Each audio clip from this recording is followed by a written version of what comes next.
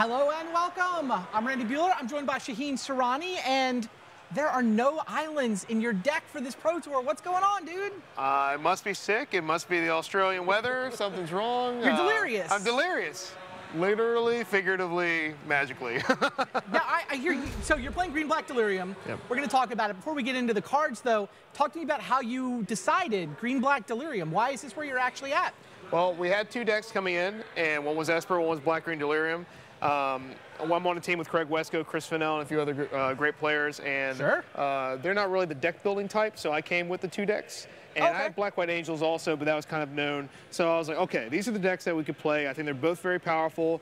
I might be slightly biased, but I didn't want to be the guy saying Esper's good, you know, because I mean, no one, it's a boy cry wolf. Yeah, slightly biased. So we were playing matches with Esper. We're doing great with it. People were on board. Everyone's behind me.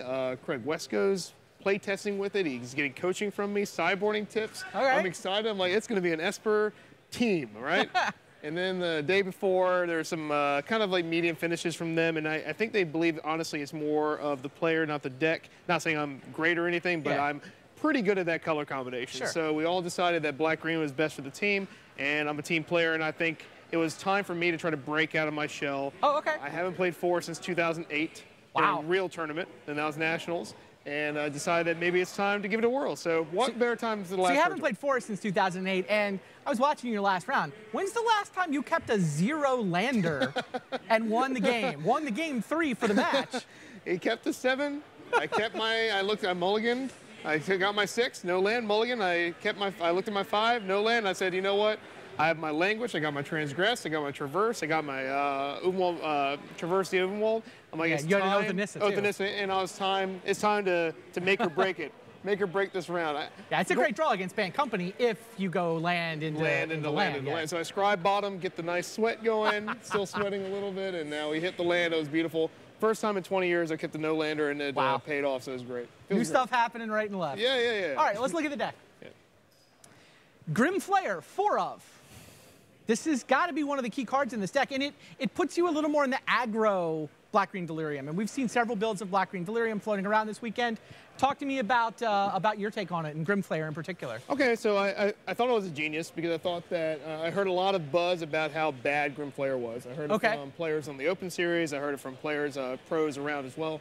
And I was like, you know, there's a lot of text on this Mythic Rare. True. And the last time there's a lot of text on the 2-drop Mythic Rare in green-white. It's pretty good. So I decided to give it a try, and I said, you know, it's on color. It's a great card, and let's see what the actual impact of a game is when you actually put 3 cards in the graveyard to at least get a scry 3 at worst. And it turned into something magical. Once you start hitting with it and fuel the other Delirium cards that already existed in the format, it just became the pinnacle 2-drop. So. And then Sylvan Advocate, Tireless Tracker, still good? Yep, Tarmogoyf and Tarmogoyf's friends, still great. There you go. Yep. Let's look at some more cards. Green's got a lot of nice selectivity here. It's actually one of the interesting things I found about the green decks here. They almost feel like blue decks. They do. They draw better than blue decks. They do. I don't know what happened. I don't know when the world got turned upside down and forests are drawing better than islands. But if that continues to be the case, you might see me sleeving these up a little bit more. I mean, this card's played in Modern, it's played in Standard. It's the closest you got to Ponder, and it just gives you great selectivity, like you said, so they're great. Okay, let's keep going. Pretty interesting set of singletons and a couple Mind Rack Demons. These creatures pack some punch. They do. My favorite card in these, of course, is Emrakul. I raved about him for right when on release and for a month. I believe that this is the best card for control to win. It's the best card for mid-range to win. It's the best card for mid-range leaning aggro to win because the effective Mindslaver is so powerful that it is a rarity to kind of take their turn and lose still somehow. I have been so behind, and it's better in this deck than Control just by a slight margin because you have all these blockers, so you're able to just wrath their board when they attack you, and you guys have seen some footage on camera. I feel like we should have had an Emrakul counter for the feature match area. We've seen so many of them. It's just the best card in Standard. In my opinion, win condition. Best card in Standard. Best win condition card in Standard. Absolutely. Let me fix that. Bellower seems fun. Ishkanah. Bellower, Ishkanah is another great one before, too, and it's just like, being able to just have a Siege Gang Commander or Cloud Goat Ranger that's being able to fill the board up makes it fit in a control shell like Sultai from Ali Andrazi and at mid-range, and it's going to be a card we're going to see in Standard for a long, long time. So. Makes sense. Yep. And then a lot of removals. This is not just an aggro beatdown Delirium deck. This is very much capable of going to that sort of mid-range, almost rock style, grind them out game. Absolutely, and if you play Grimflayer on 2, you feel like the rock because you kill their blocker, you set some cards up in your deck, you put some cards in the graveyard, you get Delirium. These cards exist in this many counts, like 4 Grasp, Murder. Like I never thought I'd see the day where I play a card like Murder. And then I see, how bad Ruinous Path was in testing, and then Murder just is an easy replacement for that card and that effect.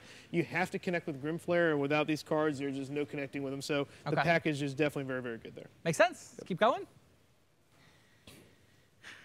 Liliana. Yeah. Speaking of new additions, welcome to Standard. Liliana seems to be everywhere today. I loved it when people said this card was not good. It is a 3-mana Planeswalker. Right. I mean, it costs 3. It's right there. And it has 2 very relevant abilities. And then the ultimate is the Control Dream. I mean, in this deck, just wins the game. There's not a lot of Ruinous Paths going on, because like I said, it's not a very good card against anything else but these, right? Sure. So you have this card easily getting to ultimate more often than I ever thought it would. And then the other abilities make it a very versatile card. Goes in aggro, goes in combo, goes in everything you could ever think of. And then you got can't leave home without Can't go too far.